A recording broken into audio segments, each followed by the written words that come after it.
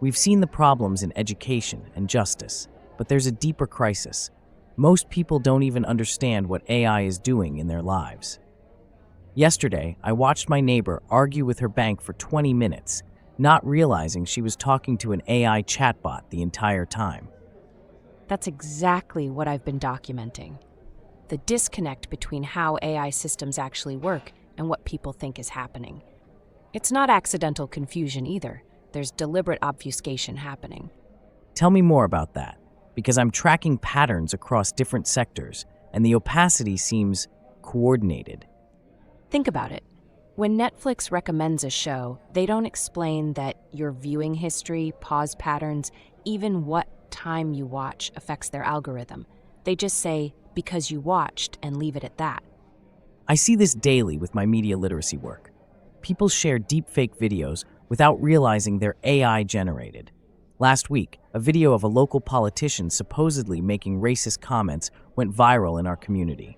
Completely fabricated, but the damage was done. How do you even begin to teach recognition of AI-generated content when the technology evolves faster than our ability to explain it? That's the trap we fall into, trying to teach specific tools instead of concepts. I stopped teaching how to spot a deepfake and started teaching why would someone create this. As a tech reporter, I struggle with this constantly. How do you explain machine learning to someone who doesn't understand basic probability? The jargon barrier is real, but it's also weaponized. Weaponized how? Companies hide behind complexity. Our proprietary algorithm uses advanced neural networks.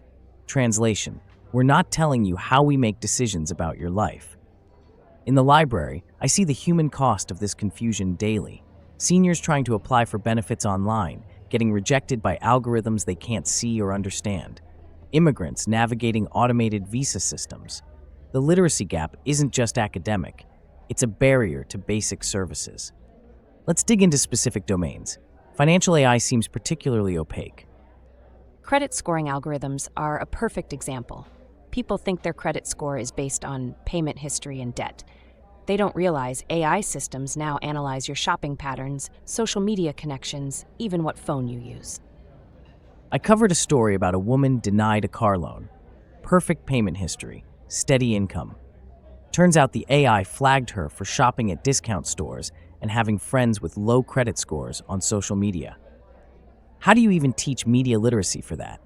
Be careful who you friend on Facebook, because it might affect your mortgage rate. This is where traditional literacy frameworks break down. We're used to teaching people to read texts, evaluate sources, but how do you read an algorithm you can't see? That's what I'm trying to map out. What would a functional AI literacy framework look like for regular people? Start with the concept of pattern recognition. Every AI system is fundamentally looking for patterns. Once people understand that, they can start asking the right questions. Like, what patterns is it looking for? Who decided those patterns matter? What happens to outliers?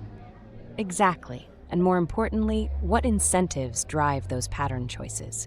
An AI designed to maximize engagement will find different patterns than one designed to maximize fairness. But companies actively resist this transparency. I've had PR teams tell me straight up they keep explanations vague because clarity would invite scrutiny. Let's talk about workplace AI literacy, the automated management systems. I help people file unemployment claims. Half don't realize their scheduling, performance reviews, even firing was done by algorithm. They think their manager made these decisions. The Amazon warehouse workers I've interviewed, they get productivity targets set by AI that analyzes their every movement. But it's presented as your performance goals, not what our algorithm calculated you should do.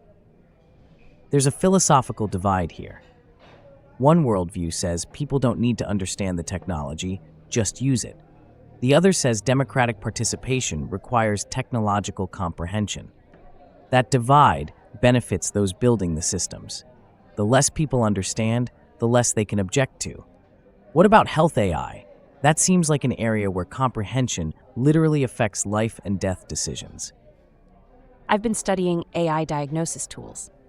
Patients get results but not explanations. The AI detected an anomaly, but not which patterns it used or its confidence level. We had a community member misdiagnosed by an AI system that wasn't trained on enough data from her ethnic background. She didn't even know AI was involved until she sought a second opinion. This brings up cultural literacy gaps too. Different communities have different relationships with technology, different levels of trust, and different language barriers. Technical documentation is rarely translated well, if at all. Let's explore generational differences in AI comprehension. Interestingly, the Spanish article about children understanding AI dangers. Kids who actively use AI tools are more aware of risks than adults who avoid them.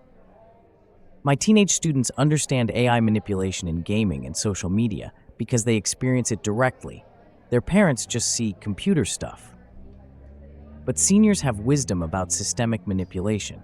Once I explain AI in terms of historical discrimination patterns, older folks get it immediately. So experience with systemic bias actually helps AI literacy.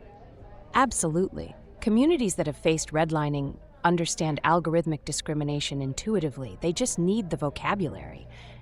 Which brings us back to language. We need better metaphors, better analogies. I've started using cooking analogies. An AI model is like a recipe: garbage ingredients, garbage meal. Biased data, biased outcomes. I use library cataloging. AI categorizes people like books, but who decides the categories? These frameworks help, but what about the active deception? The dark patterns designed to hide AI involvement? That's where critical AI literacy differs from basic AI literacy. It's not enough to understand how AI works. You need to understand why it's hidden. Companies conduct A/B testing on interface designs. Which version makes people ask fewer questions? That becomes the default. We're teaching people to navigate systems designed to not be navigated. Let's get practical. What does AI literacy look like in everyday scenarios? Take job hunting. Basic literacy, knowing AI screens resumes. Critical literacy, understanding what patterns it seeks and why. People game the system by loading resumes with keywords, but that's surface level. Real literacy means understanding how those keywords connect to job performance metrics. Or social media.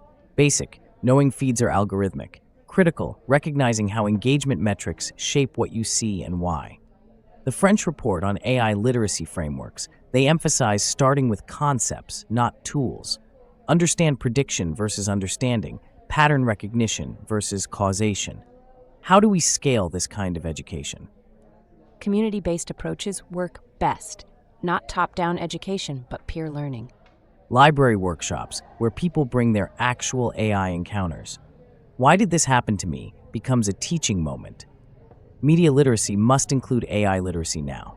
They're inseparable. What about resistance to learning? I've encountered people who just give up. Learned helplessness is real. When systems are deliberately opaque, people feel powerless. Plus tech exhaustion, new platform, new rules, new algorithms. People are tired. That's why we focus on transferable concepts. Understand one algorithmic system, you can decode others. The empowerment moment comes when someone realizes they've been manipulated and can now see it happening. Let's talk about civic AI literacy. Government use of AI systems. Predictive policing, benefit algorithms, even traffic light timing, AI runs cities now. But city council meetings discuss modernization, not algorithmic decision-making. People vote on smart city initiatives without understanding what data collection means. This is where traditional civic education and AI literacy must merge. The investigation I'm running, tracking how AI understanding varies by domain. Any patterns you've noticed? People understand AI they can see, photo filters, voice assistants. They miss invisible AI, loan decisions, job screening. Visibility equals literacy opportunity. Hidden AI stays mysterious. Which is why transparency regulations matter. Can't learn what you can't see. But even with transparency, you need frameworks to interpret what you're seeing. The Quebec primary school study showed teachers worried about AI, but unsure how to address it. Because we're asking educators to teach what they don't understand themselves.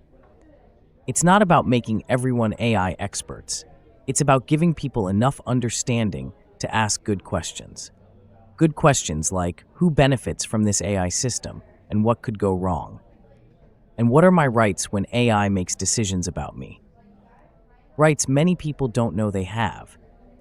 Because AI decision-making is presented as neutral, mathematical, unquestionable.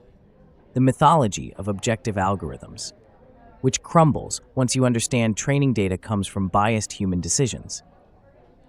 So we're back to worldviews. One says AI is neutral tech, the other says it embeds human values. And those competing philosophies shape how we approach literacy. Do we teach compliance or critique? Both. Understand the system and question it. The generative AI wake, as the K-12 report calls it, has made this urgent. Students using ChatGPT without understanding how it generates text. Or professionals using AI tools without grasping limitations. The productivity trap, using AI to work faster without working smarter. Critical thinking about AI-generated content is now survival skill. How do we address the comprehension crisis you mentioned earlier? Start where people are. What AI do they encounter daily? Make invisible algorithms visible through investigation. Create safe spaces to admit confusion and ask questions. Celebrate skepticism instead of shaming it. The framework emerging from our investigation, concepts over tools, patterns over specifics, critique over compliance. Add community over individual learning. And transparency as prerequisite for literacy. Don't forget multilingual, multicultural approaches. Most importantly, connect AI literacy to power literacy. Explain that connection. Understanding AI means understanding who controls decisions about your life. That's fundamentally about power. Every algorithm embeds someone's values, serves someone's interests. Literacy means recognizing those interests and potentially resisting them.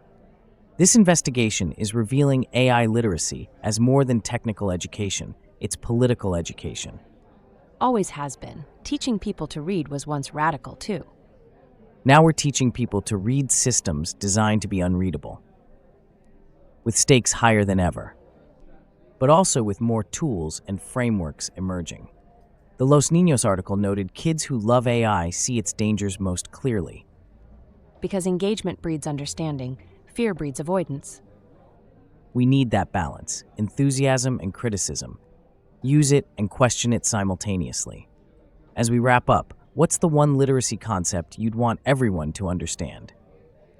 AI systems make predictions, not truth. Every output is probability, not certainty. AI amplifies existing patterns, both good biases and bad. Someone programmed every AI decision, even if they don't understand how. You have the right to understand systems that make decisions about you. For me, AI literacy is power literacy. Understanding these systems is the first step to demanding better ones. The investigation continues, but one thing's clear. The comprehension crisis isn't accidental, it's engineered. And teaching people to see through that engineering, that's the real work of AI literacy in our time.